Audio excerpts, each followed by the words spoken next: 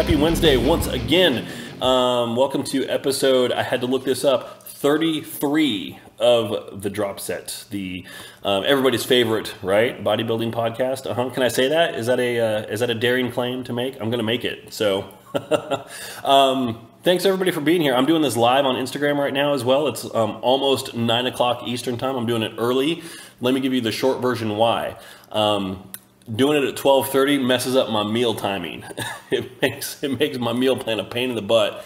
I'm also dealing with this situation here at my desk. I've got these two huge windows in front of me here, and by the time 11 o'clock hits, I can't be here because the sun's coming in, and I haven't ordered blinds yet because my wife and I are struggling on what they should look like. So basically for an hour I have to vacate my desk because I can't see anything. It's kind of embarrassing, but that's the situation here. So we're recording on YouTube as well. Hey YouTube, how you doing? You're not seeing this live, obviously. And then I'm recording audio here as well for the audio only version of the podcast. So we got a couple things to go over here. Yo Coach, says Frankie on Instagram. How you doing, man? Good to have you here. Good to have you all here. Thank you. So I got a few things that I wanted to discuss here, just generally speaking, and then we've got two topics to dive into. One of the things that has been on my mind lately is, and clearly it's been relevant for people that I work with as well, is what is the difference when you are working with a coach or trying to do something on your own, if you're aiming towards a show versus not aiming towards a show. So I also know that I'm speaking to a lot of different people when I record this, and however you decide to take this in, whether you watch the video, whether you catch it live, whether you listen to the audio later, there's a good cross-section of people out there, competitors, non-competitors, that I feel are fairly representative of my client base at any given time. So, I've got some people who are, hardcore competitors and working towards their, third, fourth, fifth, sixth show, chasing pro cards, etc. I've got some people who are in prep for their first show. Some people who are getting ready to prep for their first show, but they're trying to do a little bit of, development work, get a little bit of additional conditioning work done before they officially start that prep. And then I've got some people who have ambitious goals, but don't want anything to do with the stage. And I've got some people who are just trying to get in shape. So it's difficult. It's a challenge for me, and one that I happily accept, to try and come up with content on this show that is relevant for all of those people. And I can't necessarily hit everybody with every segment, but I just felt it was useful to talk about, how things might be different amongst, those different segments of population and how I would approach them. So the other thing that I wanted to discuss was something specific towards competitors, and I've talked about this in the past, is what's wrong with judging these days, and I have ideas to fix it. So we'll talk about that as well. Rolling into, it's really hard for me to know where the camera is on Instagram and then on this YouTube thing over here as well. So I feel like I spend a lot of time looking at myself is what it looks like. But anyway, a couple of side notes here. First of all, Instagram, I'm speaking directly to you, not the people viewing, but Instagram, the company, which I guess is actually Facebook. Your iPad app is a joke. Why do you even bother? It is embarrassing. So what I'm looking at here, and I wish I could have an easy way to show you what I'm looking at here. I've got an iPad Pro, which is an 8x10 sheet of paper basically. And it's like there's a little iPhone 6 in the middle of the screen, and that's all it is. So there's all this black, 3 inches of black on all sides around it. That's the iPad app for Instagram. They basically didn't even bother trying to resize the display area. It's the laziest piece of programming I've ever seen. Now I know Instagram, it's an app, it's very, it's mobile, it's supposed to be on the go, but people take their iPads on the go, and a lot of people like to do design work for graphics that they'll post on Instagram on their iPad. So come on, people, step it up. This app is a joke. It's embarrassing. Anyway, there you go. That's going to function as my rant for the week. So how has my week been? It's been a little bit of a struggle. Workouts have been tricky. I'm dealing with some real flexibility and mobility issues, so I'm actually taking today off. But after I record this, and do a little bit of additional work. I'm going to head to the gym specifically just to go stretch and work some stuff out, which is something I don't do nearly enough of. That will be a podcast topic for sure in the future. But I need to get my own act together before I do that. Otherwise it's going to be a do as I say, not as I do kind of thing, and I don't want to do that. So I got to have a little bit of credibility on the topic for sure. So the past week, what have I done? Well, I put up Christmas decorations this week, and by decorations I mean lights. My wife is the one who actually does the decor, but I put up lights for the first time in my adult life, and I'm 40. I'll spare everybody the sad sob story, but I'll give you the Cliff Notes version. And I think the year was 1999. It was the time between Christmas and New Year's, and I was living in a house, it was a house I was renting, and it was set ablaze by an arsonist. So my cat actually woke us up. We got out of the house, called the fire department. They came and put it out. Everybody was fine. They caught the guy. I'm still occasionally getting very, very small, like $20, $30 restitution checks from the state of Oregon from that. So, but I lost all of my Christmas stuff in the process, like all my childhood ornaments and photos and stuff. And so ever since then, I've just been Mr. Bah Humbug and said, screw Christmas, I don't care. So I'm trying to pull myself out of that. So I actually put up Christmas lights around the house this week. So it's kind of a pathetic display, but nonetheless, I made an attempt. So it counts for something, right? Other than that, I have not done a video on Instagram. I'm actually trying to a video on YouTube. My weekly how-to series, those videos I've been putting out that have been like 8 to 10 minutes on average. I ran into a little snafu, a little technical issue with that, but they will be making a return hopefully this week. So my goal is to try and get it shot and edited tomorrow and posted on Friday. So we'll see how that goes. I had some technical issues this week, big ones. I did a Windows update on my computer, and it took out a monitor in the process. I've got my bank of 3 monitors here that I have at the command center. Now I'm down to 2, so I've had to consolidate all my work down to 2 displays this week. Been kind of tricky. It also knocked out a driver that I use for recording these podcasts. So I've had to resort to some backup stuff. So the podcasts that I put out last week and this one are sadly in mono. I'm going to see if I can fix that before I post this one. I may or may not be able to, but hopefully I'll have it fixed for next week. So technical notes aside, there you go. I did have a quick little rant here, and this is socially and culturally relevant. And I've talked about this before. And it's just, it's about, I guess at a fundamental level, it's about how men treat and view women, and how women also treat and view themselves. And I'm speaking in very, very broad and general terms here. So I saw something yesterday on Instagram, which was, I felt it was meant to be like, empowering, but I found it to be really hateful, ugly, insensitive, and frankly offensive. And I'm not one to get offensive easily. Anybody who's had a conversation with me will know that. But what it was something about how, women who lift are strong or whatever, and blah, blah, blah, blah, blah. Okay, sure. In a literal sense, that might be true. I've known plenty of women who certainly, emotionally might not be as strong as they are physically who lift. So it's certainly not universal. But there was a comment on this post made by the poster, and I don't remember who it was, and I don't want to call them out necessarily specifically anyway. But it basically said, women who lift are strong. Those who don't are weak and submissive. And I'm like, pardon my French, are you fucking kidding me? As a woman who lifts or not, if you read that, how do you not get offended by that? How many women have you known in your life, guys and girls, I'm speaking to all of you right now, who are strong, independent, fierce individuals who have never touched a weight? That's a legit question.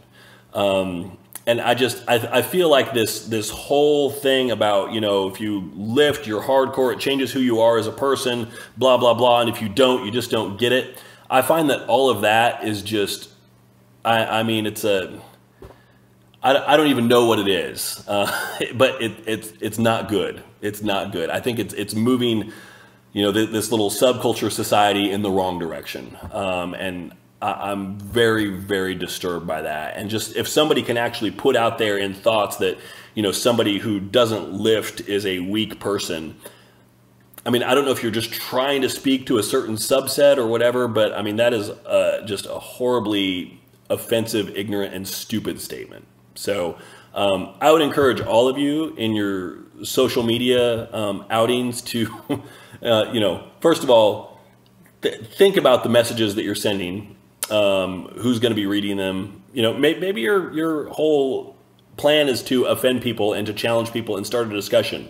Great. I don't necessarily think that's the way to go about doing it, but that's your prerogative. So go for it. So anyway, I just had to kind of mention that, get it off my chest. So I was really, really disturbed by that, actually. So, and like I said, I'm not easily offended. You know, carry on a conversation with me in whether it's one-on-one or in mixed company, and you'll realize that I'm not one to be easily offended. So Rose on Instagram, good morning. How you doing?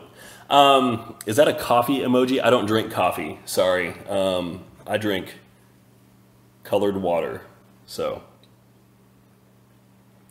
coffee is the devil's juice. It is disgusting. Can't do it. I've tried it before. And it's gross as hell. So sorry. All right. Topic number 1 for today. Let's do it. So I wanted to talk briefly about, I mean, I can be a little long-winded and I apologize for that. But relative for me, maybe I wanted to talk briefly about, the different populations of people that I work with, and I know the different populations of people that exist out there, and how I might approach their programming differently. And so I am making the assumption here that my clientele is a pretty representative cross-section of people out there in this world, in this industry. So, you know, I'd say it's probably about 60-40 female male, you know, more women than men. It's about, and I haven't run the numbers on this recently, but just based on my experience, I'd say it's probably about 60-40 or 50-50 competitors and non-competitors. It's pretty close to an even split. And so amongst that, I would say among those competitors, the bulk of those people are those looking for their first and or second show. And then a much smaller population is the really experienced clientele who are going for multiple shows. So I think if you kind of zoom out and look at Instagram in general, you'll find that's the case. And it can be really easy to get skewed in different ways and say, it seems like there's a lot more experienced competitors. It's just, you know, those are the people that you see. You know, the experienced competitors have a higher degree of visibility. People that are just starting out and like maybe want to do a show in a year or two, they're not going to have, you know, 50,000 followers. So you're not going to see those accounts, but they are there. There are a lot of them. So, and then also non-competitors. So again, that's going to be about 40 to 50% of the people that I work with. Probably, you know, Instagram and, you know, the world at large, probably a much higher percentage of people who are not competitors, but are chasing that kind of, you know, competitive aesthetic, or maybe they're just trying to get in better shape. So the assumption for all of this is that, and it may be a false assumption, but I am making it that my clientele is representative of the world at large. So we'll see how that goes. So the big question is, you know, how does it differ? If somebody is working towards a show or not, how does your programming philosophy differ? And, you know, not to give away the whole barn in 2 words, but it doesn't really. Now, that being said, Jayhawks Live on Instagram, I'm one of those accounts. Yeah, that's okay. That's okay. We need you too. You know, everybody needs to be treated, in my book, as the individual that they are, which means, you know, I can make some broad sweeping generalizations, which is kind of the point here. But at the end of the day, you know, whether you are an experienced competitor or you are somebody who is maybe 3 years away from doing your first show, or maybe you're just trying to lose 50 pounds or whatever, you know, I think in broad strokes, you know, the same general philosophy applies to all of you, but you've got to, you know, play to everybody's strengths and weaknesses. You know, I'm working with a very experienced competitor now who has a heart condition. And so we've got to really monitor his cardio intensity, his lifting intensity, etc. We've got to push it, but not too much, so that's tricky, and he does really well. And then, I've worked with some people who are, really out of shape, but don't have any real limitations and can go hard, and we see great results from them as well. So, how do things differ? They don't. I mean, if I was going to really stretch it here and say, okay, well, what kind of things could potentially differ from here? The biggest one is, dates and sense of urgency. So when you are competing and working towards a show, clearly everything, Amber on Instagram says, or a busy mom who wants to kill her bikini game. Yes, that is totally valid also. Totally valid. For competitors, everything revolves around your show date. So the calendar is the important thing there. So, you've really got to, because it's a big day, you want to make sure that you go into that day with a clear head, that, you go into that day with, several months of quality training, quality dieting under your belt. So you've got to kind of, work around vacations, schedules, etc., all this stuff. It's certainly a big, hefty time commitment, but you've got that crunch time, that date. And that can be a fear factor or a motivating factor for a lot of people. And I have talked at length about how I feel that if you feel like you need that out there, I think that's a problem. I've worked with a lot of people who can work really well, competitors who work really well going towards a show, and then as soon as the show comes and goes, it's like, well, now what? Well, now I'm going to sit on the couch, I'm going to stop doing my cardio, I'm going to lift once a week, and I'm going to eat donuts all day because my show's gone and I have no focus. I'm overstating things a little bit, but I mean, that it happens. So what I'm looking for is somebody who has a long-term goal in mind. And that can be a competitor who says, that they have a very realistic outlook on things. They know they're not going to turn pro in their first show. They know they're going to have to, I hate this phrase, but kind of pay their dues a little bit, get some experience up on stage, do a few shows, make improvements, come in more conditioned the next time, grow a little bit the next time, and then work towards the national stage, depending on your division that you're competing in. It could be super competitive. We need to pick the right show as well. But they have a process, and it's, within 5 years, I want to be a pro. Okay, cool. That is great. That is something to work towards. That is realistic, at least as far as the time frame. I mean, if you're going in, if you want to be a pro in men's physique and you have just horrible genetics and not a great work ethic, I would say maybe that's not the most realistic goal in the world. But the time frame is at least sensible. So and that's a time frame and a long-term goal that can keep you focused throughout all of the short-term ups and downs that are going to come and go. So, show number one comes and goes. You don't place as well as you like. Do you quit? No, because what's your long-term goal? You want to stick around. You want to continue doing this stuff. You've got that goal clearly defined in your head. And then we've got a baseline. Like, here's the first stage of this goal. You look at your photos from the first show, and then we break it down. Here are the things that we need to improve upon. And the frame of reference is always, here's where we are now. Here's where the long-term goal needs to be. What needs to happen between now and then to make that happen? If you are a non-competitor, you can have a very similar goal, but your goal isn't going to be pro in 5 years, but it might be to have like a pro level physique in 5 years. This is where it becomes a lot trickier to set a goal, because goals are largely things that are either binary, like pro card, yes or no, or quantifiable, like I want to be a certain percent body fat and a certain weight. The problem is that making those kind of goals, I find that chasing numbers on a scale is always a bad move, because it's going to make you, diet too aggressively, and you're going to lose muscle in the process if you're trying to lean out, or it's going to make you bulk more aggressively than you need to and put on a bunch of fat that you don't need in the sake of, building muscle. So I'm not a big fan of chasing numbers, and that goes in both directions. Like, I never want to say, okay, we're going to bulk up to this weight and then we're going to cut back down, or hey, our target weight for this show is this weight right here. For a lot of reasons. I never wanted, I dislike target weights for shows simply because first of all, it can be really easy to see like 10 weeks out, like that target's starting to look unattainable because, we've had these struggles here and there, and then that's going to kill adherence, and then suddenly everything just kind of falls off a cliff. So I feel like that is placing something that oftentimes ends up being on a shelf that's too high.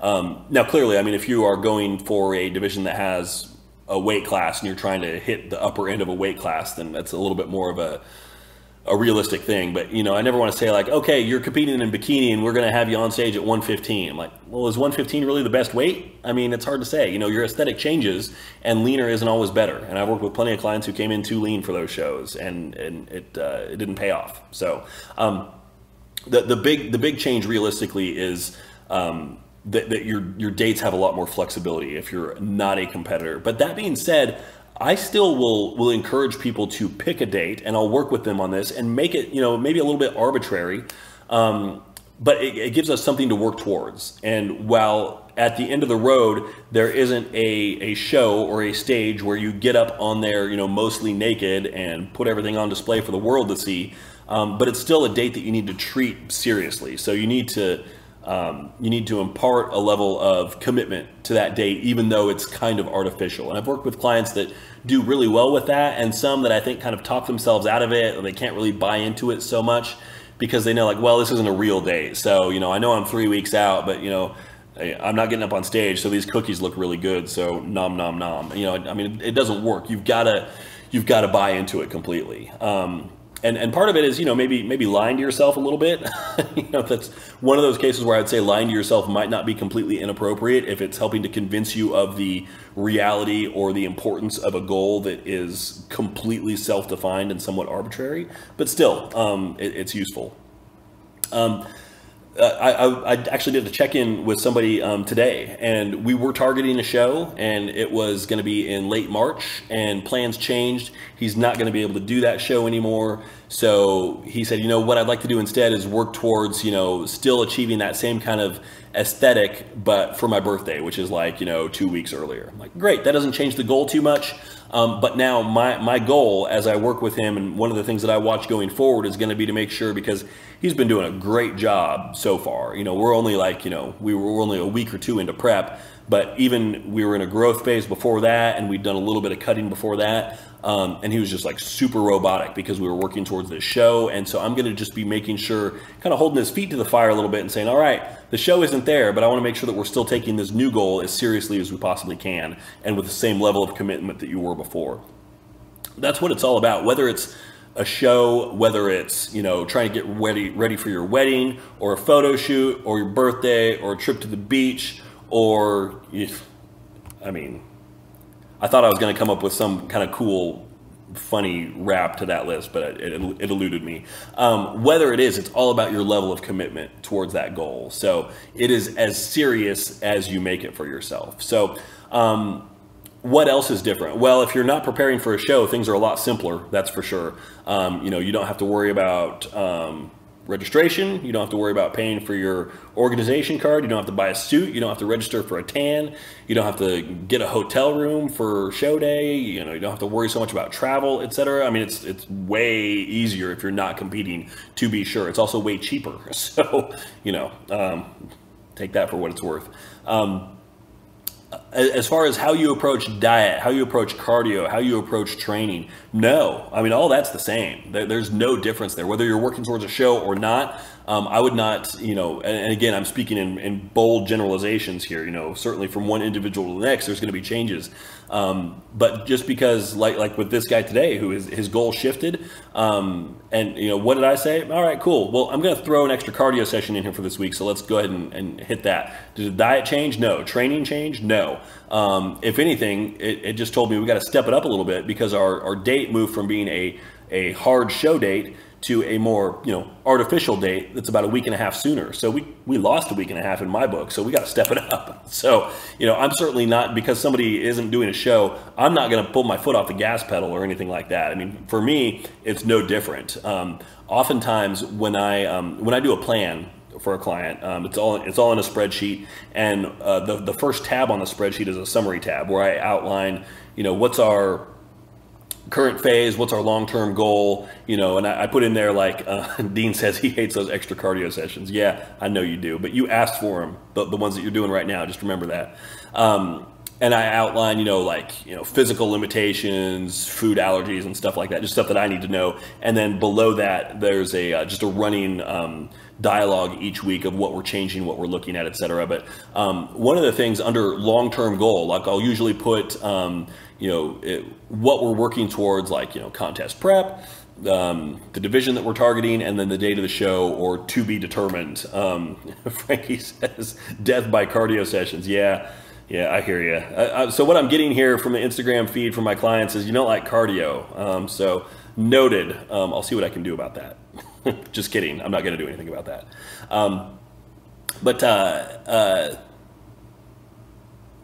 Sorry, I'm just distracted by like the most bright red cardinal I've ever seen that just landed outside my window. Anyway, sorry. Shiny object, squirrel. So one of the things that I'll put under long-term goal is, you know, oftentimes I'll put that we're doing contest prep or whatever, but the most important thing is the date. Like if it weren't for the fact that I have to track all these things, like what we're doing, because, you know, if we are 10 weeks out from a contest, there are certain things that we need to be doing, versus if we are 10 weeks out from an arbitrary date, you know, it's not like we need to start worrying about our appointments or, you know, logistical planning or anything like that if we're trying to get you lean for your birthday, you know. But if we're 10 weeks out from a show, yeah, we've got to monitor that stuff. So I need to put in there, you know, what we're doing, what the show is, where it is. I've got a checklist of things that I maintain for all the things that have to be done prior to the show. But the important thing, and the only thing that I really care about and I'm tracking, is the date. What is the date? What is the date? The actual goal is secondary. Like, oh, okay, it's a show. Well, let's make sure that we're doing all this stuff too, but the date is the important thing. So that is true for everybody. So in a nutshell, recap, whether you're, in my eyes, if you work with me, for example, whether you are focusing on a show or focusing on something else, non-competitive aspirations, it makes very little difference to me. Again, speaking in broad terms, generalizations. So certainly every person needs to be treated a little bit differently. You know, a diet for person X is going to look very different from person Y. You know, maybe macronutrients work for you. Maybe you need a meal plan. You know, lifting splits can certainly be very different as well. So all that stuff goes into consideration. But big picture, I don't advocate a lot of changes there, just because I don't want to sell somebody's goal short just because it's not competitive. And I think, you know, I get that sentiment from a lot of people. A lot of people who email me through my website and they're not interested in competing. One of the things that they'll say, they'll either ask it outright, or I can kind of tell from what they're saying, is like, you know, do you work with people that aren't competitors? I'm like, of course I do. You know, I don't think your goal is any less important just because you're not competing. I want to make that very clear also. So, and you know, I've searched for coaches in the past. I've mentioned that I'm working with one now, but prior to this, I've worked with others, and I've reached out to plenty as well. And at the time, I wasn't looking to compete specifically. And I've reached out to people. I've said that, and they're like, I'm only working with competitors. Sorry, go look for somebody else. I'm like, wow, okay, that's an interesting philosophy, but whatever. And you know, I mean, to each their own for sure. But that's not how I treat things. So. Anyway, so now, having said that everybody's equally important, I want to talk specifically about competitive stuff. So specifically judging. So if you've listened to this before, I've broached this topic before, for sure.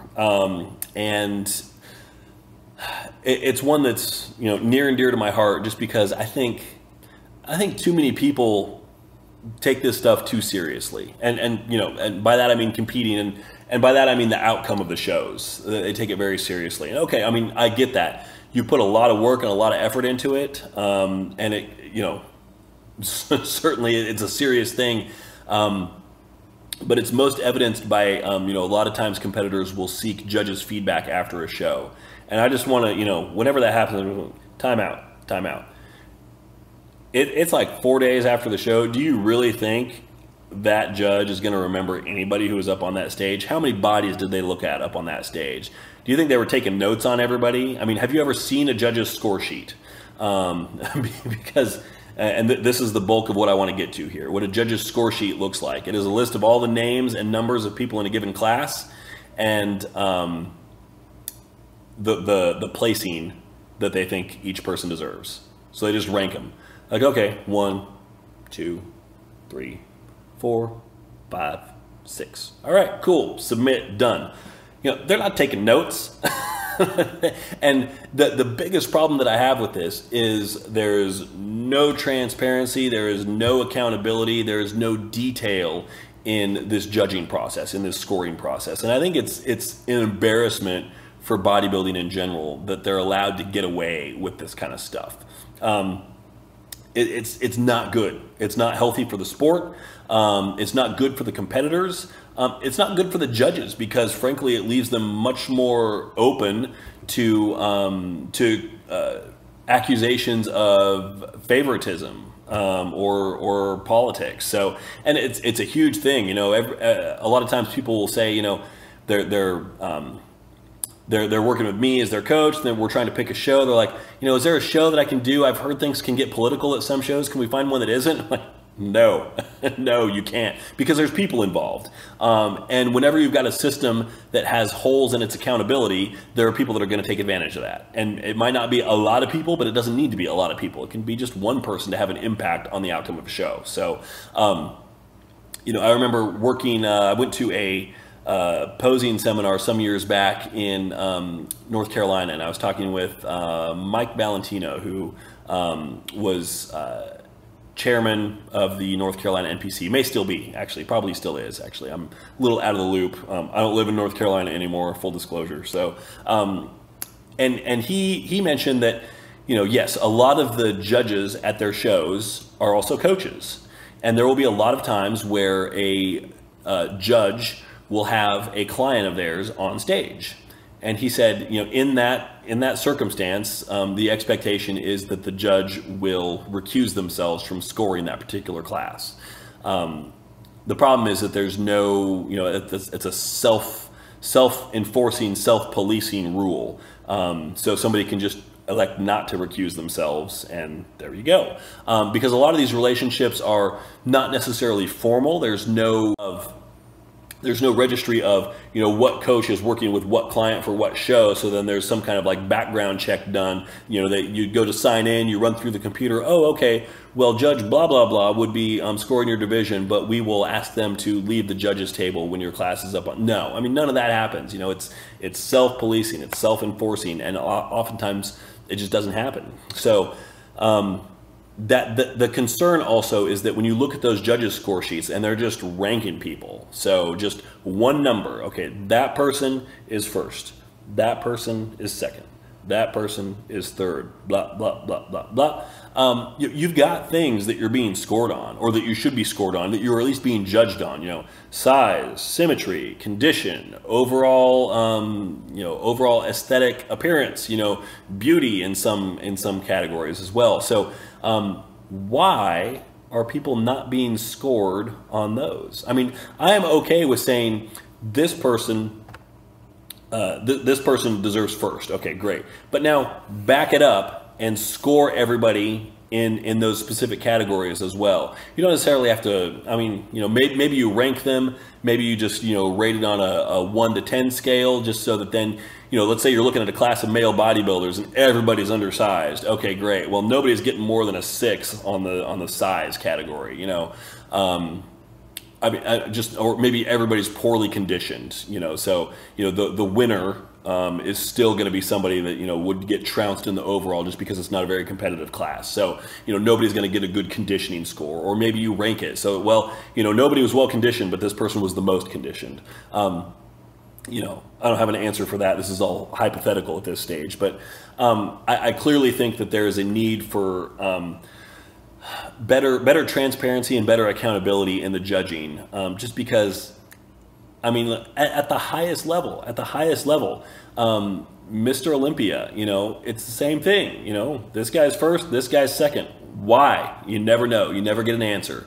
You know, there's no justification behind any of these results. And this is renewed just because I had somebody who competed recently, and we were looking at her photos when we did her check-in this week, her stage shots. And Dean says, off to take his last final. Good luck, sir. Go crush it.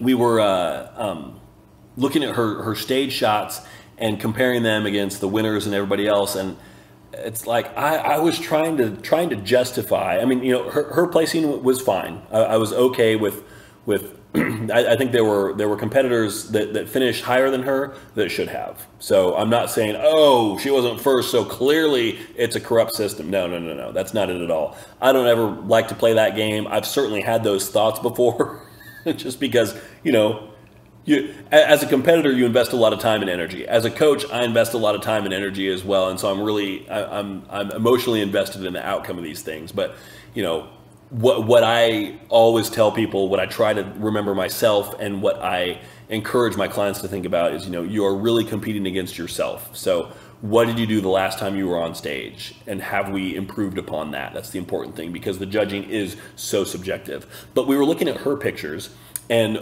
we were then looking at the photos of the woman who took first in her class. And I was looking at, you know, everybody in between the two of them as well, and looking at the comparison shots, the call outs, and I was trying to come up with some justification for this woman winning her class, and I couldn't do it. She was underdeveloped, she was underconditioned, she did not have great genetic shape or anything like that. I mean, even her tan was kind of splotchy. I'm like, I cannot fathom a justification for this person finishing first. And you know, that's a question that will never get answered, because there is no score sheet available that shows how these people were ranked. And you know, I mean, she took this particular woman, and you know, again, no criticism to her. It's not her fault for winning. But she took first in the novice class and the open class, and this is in a bikini division, which is uncommon, because, you know, if you're going to win the open class in what could very well be a first show, I don't know if it was for her, but you're still competing as a novice, so you haven't won your open class before. You know, maybe it's first, second show, but typically if somebody's going to win the novice class and the open, usually you're going to look at those photos and be like, okay, yeah, clearly. I mean, you know, she was ready to win this. And I didn't see that. I think the woman who took second 100 times out of 100, or apparently 99 times out of 100, should have won. And this was the one where she didn't. And the only caveat that I would make, and I'm thankful that nobody on Instagram has said this already on the live feed, but, you know, clearly there's room for a comment like this. And I totally get the justification, and that is that photos do not tell the entire story from the stage. You know, video, being there in the room, those are a lot more valuable, because people can have qualities that simply don't come across in photos. Like, you see how somebody moves, you see how they, you know, interact with the audience and the judges, in the bikini division especially. And I think you can get a lot in divisions that rely more on musculature, on development, and on conditioning. Bikini is certainly a little bit lighter on all of those, which is fine. That's not to downplay the efforts of those competitors. It's just the expectations for that division is very different. So, and that's okay. That's okay. There is certainly some things that can be lost when you're evaluating only photos on stage. And even if you're evaluating video still, unless it's really high quality video, you're going to miss some stuff. Most of the video that I see, because I will always ask my clients when, and I'm such a pain in the ass, because I'm not there, you know, I'm here in Tennessee, my clients are all over the country, so I'm not at their shows typically. You know, if somebody competes locally, I'll be there, of course, but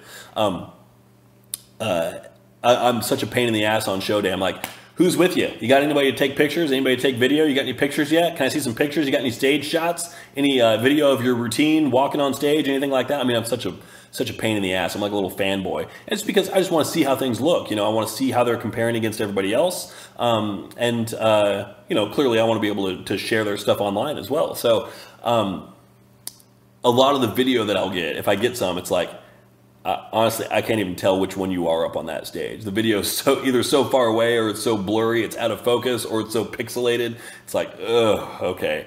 So clearly you can't tell much from video like that. But if you're shooting it on, you know, something that's more high resolution, you're not trying to send it to somebody via text message where it's going to come out all garbled on the other side. I think we've all seen videos like that. Then you can probably tell a bit from video. There's no substitute for actually being in the room. So I do have to give the judges a little benefit of the doubt on that. That being said, if you can't find anything in a set of photos to justify somebody's placing, chances are they didn't make up for all of that with their glowing presentation and personality up on stage. I mean, at the end of the day, it's still a bodybuilding contest. And if you're not bringing the development, if you're not bringing the conditioning, you shouldn't be winning, because somebody else is, especially in a large show like this where you had, 15 people in that class. My solution here, because I never want to just rant about a problem without providing some kind of a solution as well. The solution is simply to modify the judging score sheets so that you are providing the judge a place to rank and a requirement that they must rank people on the criteria that they're being scored on.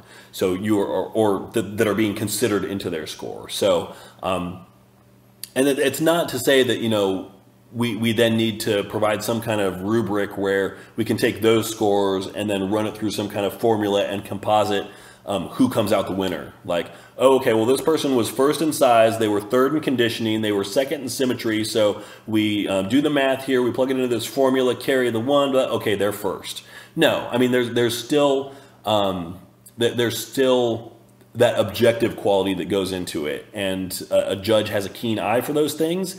But when somebody, at the end of the day, they come out first in their class, they come out second in their class, they come out third in their class, I want to be able to see some kind of justification as to why, and some kind of thing that I can argue against. Like if they say somebody is, well, clearly this person is the biggest, they've got the best size, they've got the most development. Okay, number one, that's that person.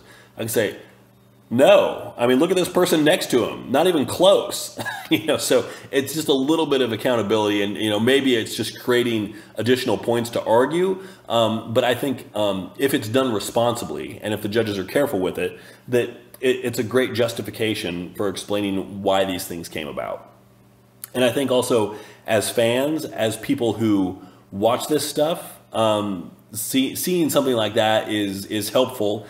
And it lets them be a little bit more invested in the process, knowing that it's a little bit more honest, it's a little bit more transparent. And as competitors as well, you go into that show, you've got automatic feedback. It's largely numerical feedback, but it's better than anything that you're going to get from a judge, most likely.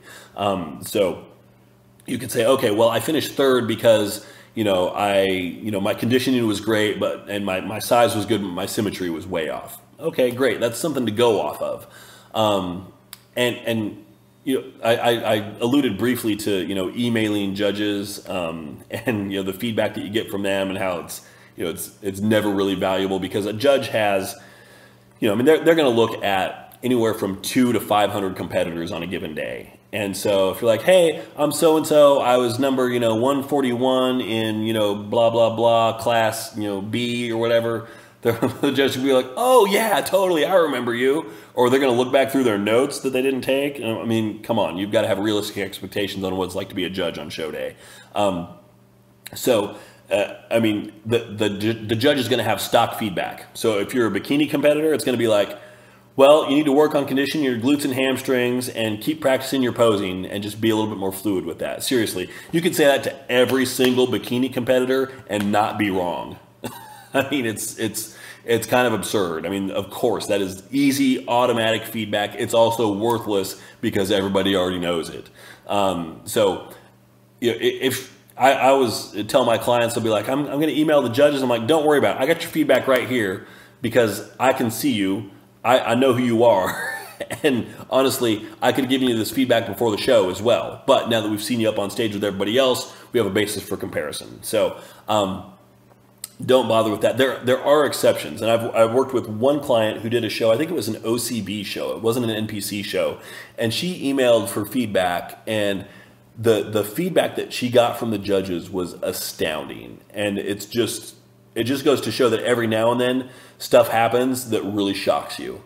The feedback that she got were things like, well, you've got a really long torso, so you need to make sure that you've got some thickness through the abdominals so that it's not just a big wall of of skin to look at. You know, we've got to, you know, help thicken some stuff out. And also, you know, your glutes are your glute development is really good, but your hamstrings need to come up. The detail was there, but they were just small. Work on your calves. You know, your upper body development is good. It's almost too good. You can be a little bit softer there and get away with it. I mean, you know, it was like, wow, this is really good feedback. They had comments on her posing. It was like 2 paragraphs long. So I don't know, maybe things are just different in the OCB versus the NPC. And the NPC, it really, you get that impression that it's much more of a factory where they're just, you know, they're trying to churn out these classes. They're trying to do it relatively quickly. They usually fail at that. Usually the shows run way too long. But the feedback is certainly, you know, less, to be clear. So, so there you go. That's my solution for fixing judging. And I know it's not a one-stop solution or anything like that, but it's a starting point, I think. Just extra accountability in the process. You know, you're being judged on many different criteria. Let's score all of those criteria and make them available to the competitors so that they can see after the fact how they did. It's really kind of common sense, and I would really like to see something like that adopted. So NPC, if you're listening, it's in your court. Let me know what's up. Because I really expect to hear back from them, like, you know, later today, probably.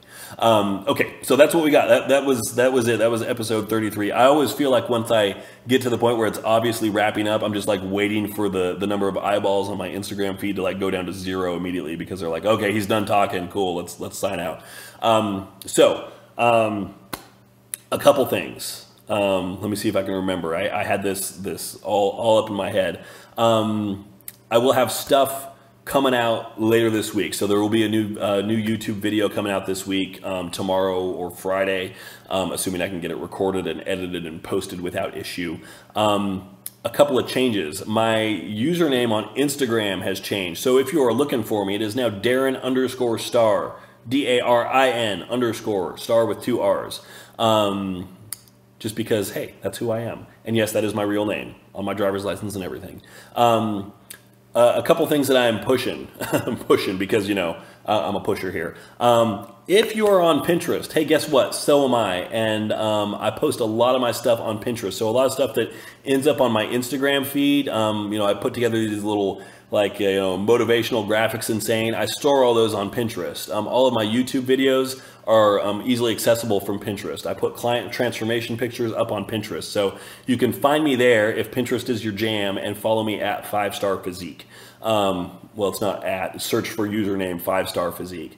Other than that, you check out the website. I have a box on my website now where you can sign up for my mailing list, because I know everybody wants to get more emails because we don't get enough already. But if you want to get signed up to a mailing list, and keep in mind, this is a mailing list coming from a company run by one person. So I do not have an army of trolls that are writing out spam emails for me. If you get something from that mail list, it comes directly from my fingers, and it's because I got something that I think is important that I want you to know about. So if you go to the website, you can sign up for that there. There's a little box right on the homepage. It's 5starphysique.com. I almost forgot the most important part. So there we go. That's what I got. I'm out for this week. So any questions, any comments, any suggestions for future topics, send them my way. Either send them to me at Instagram, Darin_Starr, through my Facebook page, facebook.com/5starphysique. Go to the website, 5starphysique.com, click on contact, send it to me that way, or just email me directly, Darin at 5starfitness.com. Okay, that's it. So I'm going to sign off, let you all get to it. Enjoy your day. And if, wow, I totally forgot what I was going to say there. It's December, so I'll give you some wisdom to close out. Don't eat yellow snow. You're welcome. Thank you.